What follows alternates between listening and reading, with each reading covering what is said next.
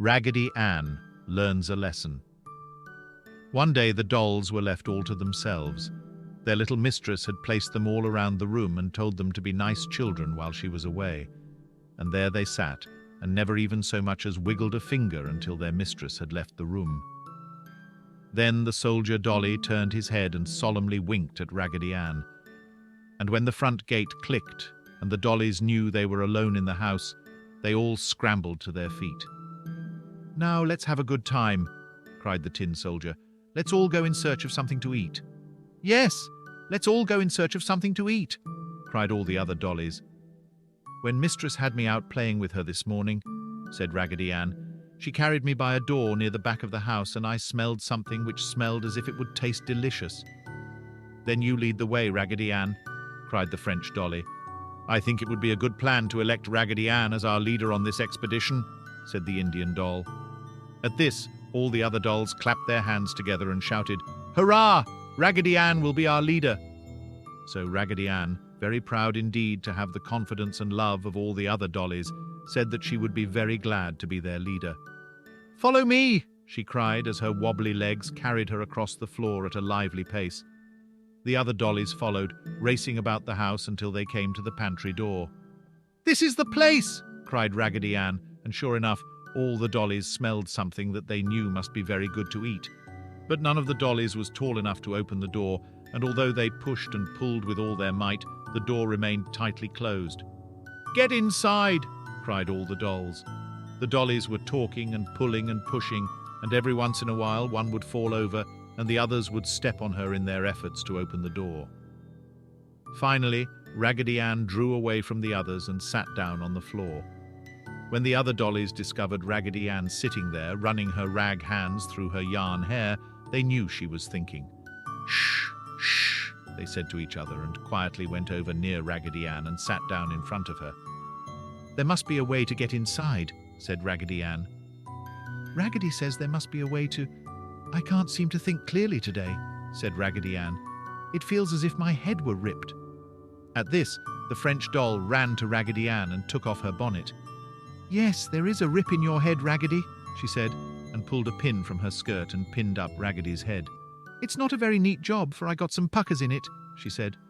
"Oh, that is ever so much better," cried Raggedy Ann. "Now I can think quite clearly." "Now Raggedy can think quite clearly," cried all the dolls.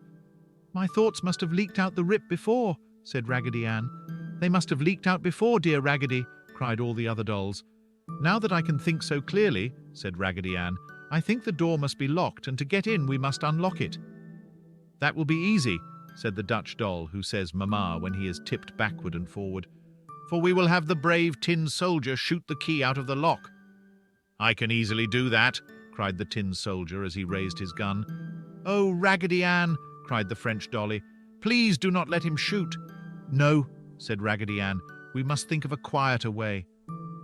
After thinking quite hard for a moment, Raggedy Ann jumped up and said, "I have it!" And she caught up the jumping jack and held him up to the door. Then Jack slid up his stick and unlocked the door. Then the dollies all pushed and the door swung open.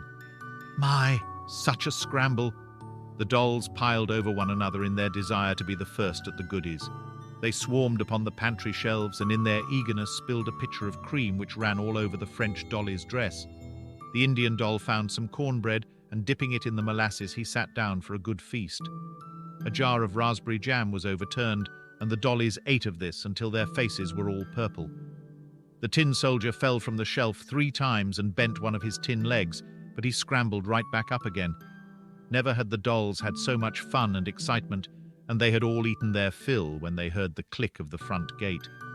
They did not take time to climb from the shelves, but all rolled or jumped off to the floor and scrambled back to their room as fast as they could run, leaving a trail of breadcrumbs and jam along the way. Just as their mistress came into the room, the dolls dropped in whatever positions they happened to be in. "This is funny!" cried Mistress. "They were all left sitting in their places around the room. I wonder if Fido has been shaking them up." Then she saw Raggedy Ann's face and picked her up. "Why, Raggedy Ann, you are all sticky! I do believe you are covered with jam!" And Mistress tasted Raggedy Ann's hand. "Yes, it's jam! Shame on you, Raggedy Ann! You've been in the pantry and all the others too." and with this, the doll's mistress dropped Raggedy Ann on the floor and left the room. When she came back, she had on an apron and her sleeves were rolled up. She picked up all the sticky dolls and putting them in a basket, she carried them out under the apple tree in the garden.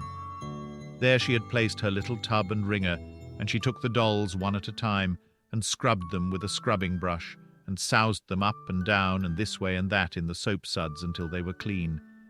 Then she hung them all out on the clothesline in the sunshine to dry. There the dolls hung all day, swinging and twisting about as the breeze swayed the clothesline. "I do believe she scrubbed my face so hard she wore off my smile," said Raggedy Ann after an hour of silence.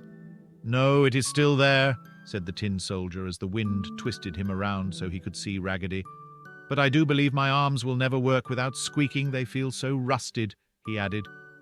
Just then the wind twisted the little Dutch doll and loosened his clothespin so that he fell to the grass below with a sawdusty bump, and as he rolled over he said, "Mama!" in a squeaky voice. Late in the afternoon, the back door opened and the little mistress came out with a table and chairs. After setting the table, she took all the dolls from the line and placed them on the table. They had lemonade with grape jelly in it, which made it a beautiful lavender color, and little baby teeny-weeny cookies with powdered sugar on them. After this lovely dinner, the dollies were taken to the house, where they had their hair brushed and nice clean nighties put on. Then they were placed in their beds and mistress kissed each one good night and tiptoed from the room. All the dolls lay as still as mice for a few minutes.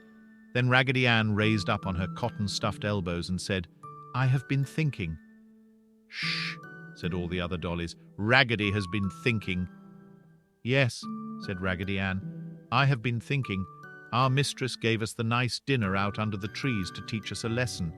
She wished us to know that we could have had all the goodies we wished, whenever we wished, if we had behaved ourselves.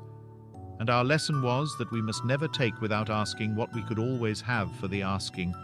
So let us all remember and try never again to do anything which might cause those who love us any unhappiness." "Let us all remember," chimed all the other dollies. And Raggedy Ann, with a merry twinkle in her shoe-button eyes, lay back in her little bed, her cotton head filled with thoughts of love and happiness. The end.